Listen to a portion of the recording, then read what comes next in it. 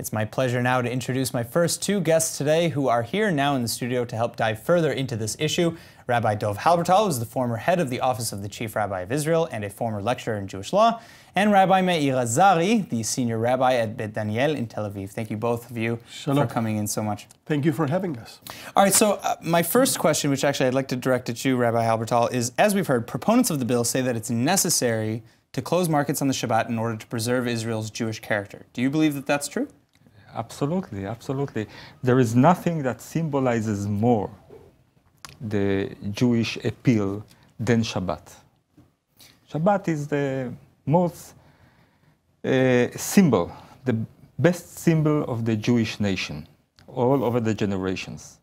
And keeping the Shabbat publicly means that we want to stay and to be a Jewish state. But that being said, I mean, there are already a lot of Jewish practices kind of ingrained into the lifestyle here of Israel. Why force observance? Rabbi Azari, I'd like to turn to you actually for that.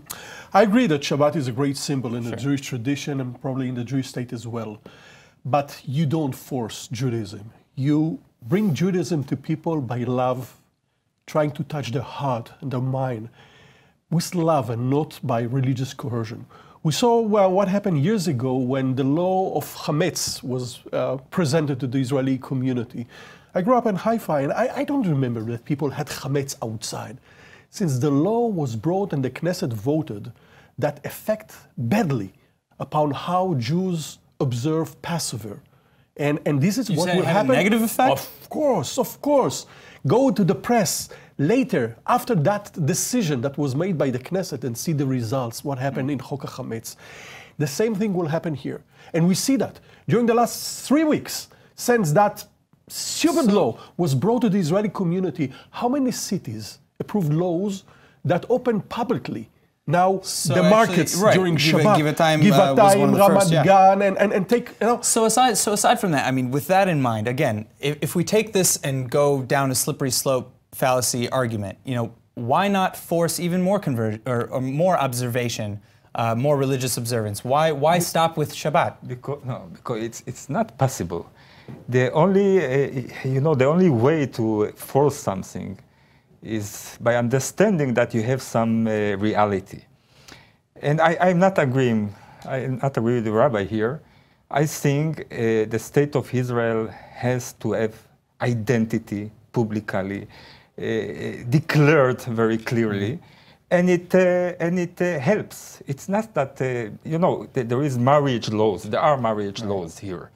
Without them, nobody would have married in the Rabbanut, or most.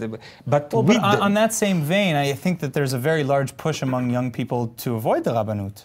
That's right. That's right. We are coming more and more liberal.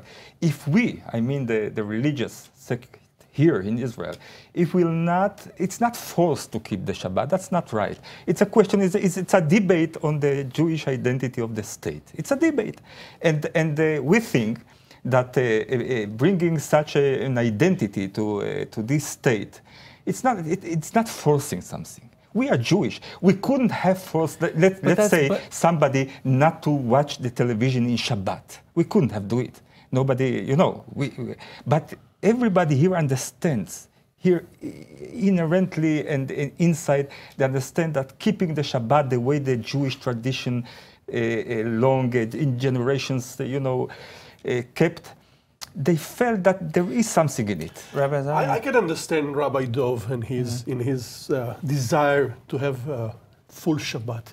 Okay. But in the 21st century, you can get Shabbat by love and by understanding, not by decision of a coalition who is right now running to the men's room or to women's room. So this is not the spirit of Shabbat. So how would you push? I know, Aaron, Shabbat.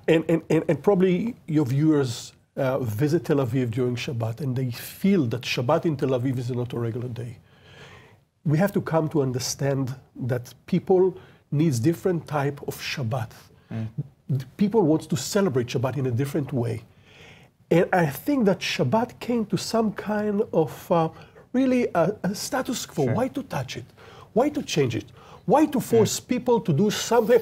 What next? What will be next? Close the internet on Shabbat? Sure. To force women to wear a certain type of clothes? Well, that's kind of where I was going earlier with my slippery slope argument, which I would love to dive into further. Unfortunately, we've run out of time. Rabbi Halbertal, Rabbi Azari, thank you both so much for coming in again. Thank you very much.